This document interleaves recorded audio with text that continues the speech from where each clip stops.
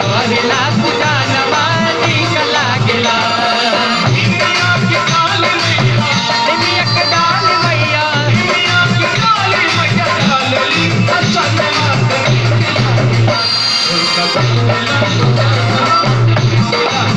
करेला पूजा नवानी कला गेला दरबार निकला था एक बार दोनों हाथों पर उठाए क्या बात ताली बजा के 1 2 3 4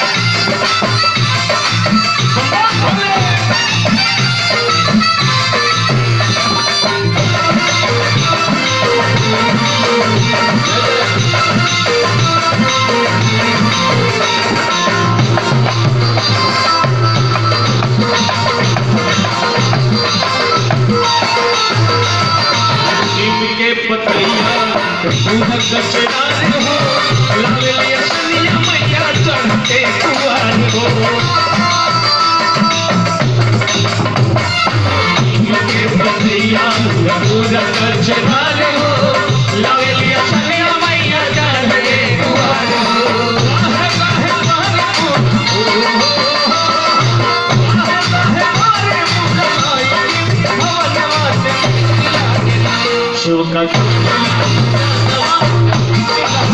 करेला पूजा नवानी कला गेला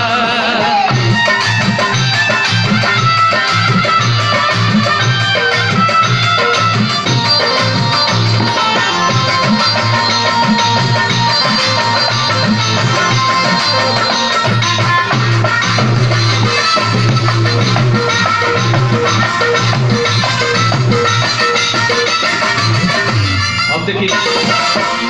माई की मंदिर सजेला तो ओकरे आगे स्वर्ग भी फीका लगे भक्त कहता स्वर्ग से सुंदर लागे मंदिर के सीन हो केहू के नमोनी हमारा हेला मलिन हो स्वर्ग से सुंदर लागे मंदिर के सीन हो